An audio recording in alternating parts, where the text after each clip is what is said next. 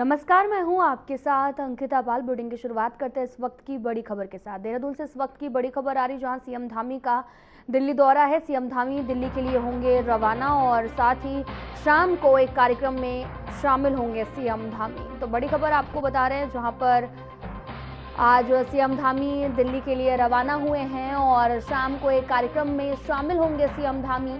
CM Dhami Delhi के लिए होंगे रवाना। इस वक्त की बड़ी खबर आपको बता रहे हैं, शाम को एक कार्यक्रम में भी हिस्सा लेंगे।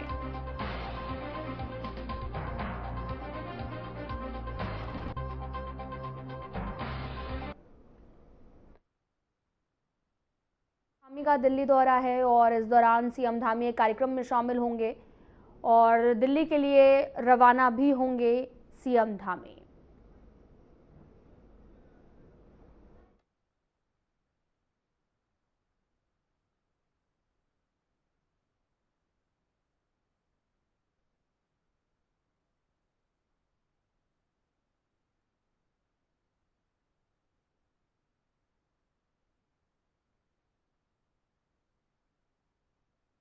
है और वो रवाना होंगे।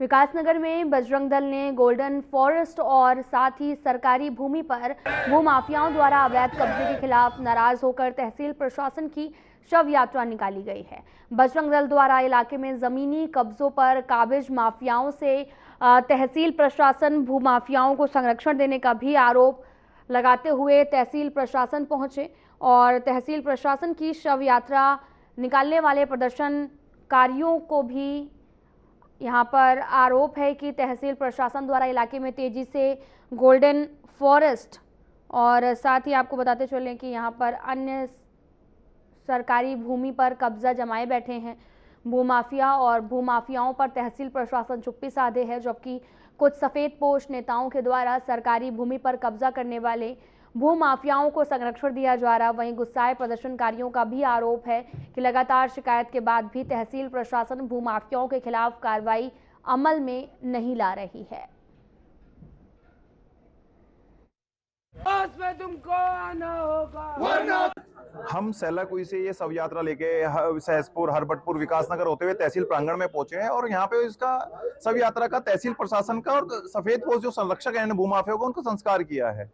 लेकिन मुद्दे क्या है, ये अभी सब जागृत हैं कि पछुआ दून की जो सरकारी भूमि है, ऐसा लगता है उनका रजिस्टर तहसील में नहीं भूमाफियाओं के दफ्तरों में रखा है।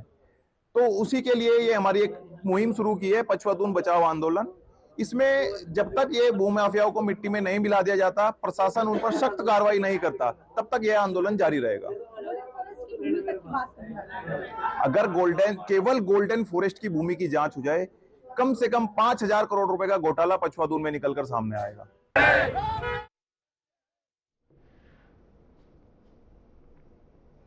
पौड़ी जिले में वरिष्ठ पुलिस अधीक्षक सर्वेश पवार के आदेशों के तहत फरार वांछित अभियुक्तों की गिरफ्तारी के लिए विशेष अभियान जारी है।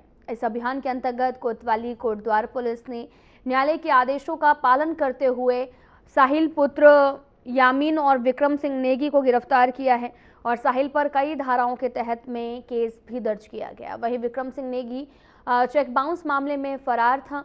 दोनों को 14 दिसंबर 2025 को कोटद्वार क्षेत्र से गिरफ्तार कर न्यायालय में पेश किया गया, जहां आवश्यक वैधानिक कार्रवाई की जा रही है।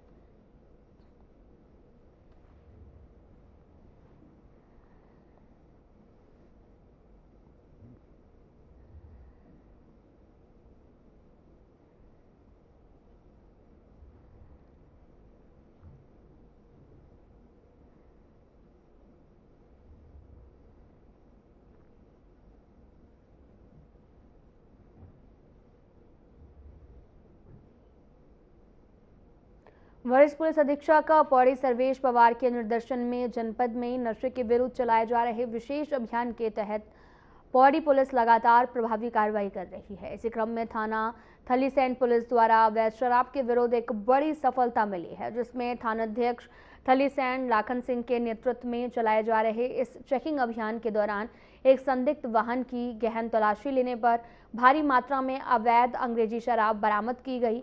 साथ ही इस मामले में एक अभियुक्त को गिरफ्तार किया गया है। और अभियुक्त के कब्जे से कई ब्रांड की कुल 20 पेटी अंग्रेजी शराब बरामद की गई है। पुलिस द्वारा वाहन को कब्जे में लेते हुए अभियुक्त के विरुद्ध थाना थलीसैंड में आबकारी अधिनियम के तहत में अभियोग दर्ज किया गया है।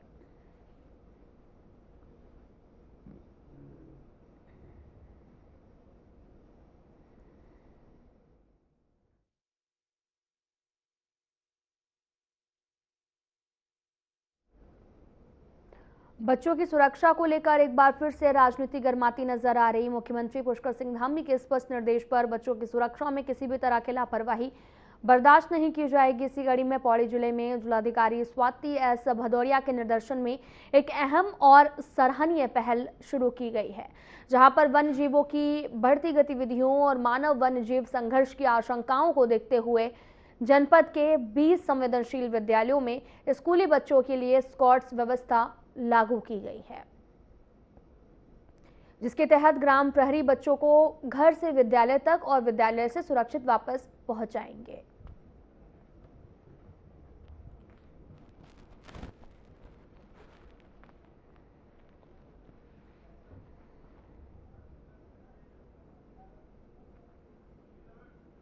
नैनीताल से लगभग 22 किलोमीटर दूर भीमताल विकास भवन में जिलाधिकारी ललित मोहन रॉयल ने राज्य, केंद्र और वहां सहायता प्राप्त योजनाओं और 20 सूत्री कार्यक्रम की मासिक समीक्षा बैठक की है। बैठक में विकास कार्यों की प्रगति की समीक्षा की गई।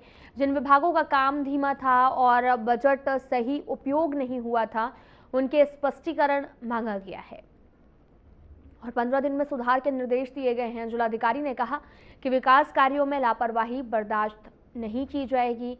उन्होंने सभी विभागों को समय पर और अच्छी गुणवत्ता के साथ काम पूरा करने, फरवरी तक बजट का पूरा उपयोग करने और काम की नियमित निगरानी करने के निर्देश दिए हैं।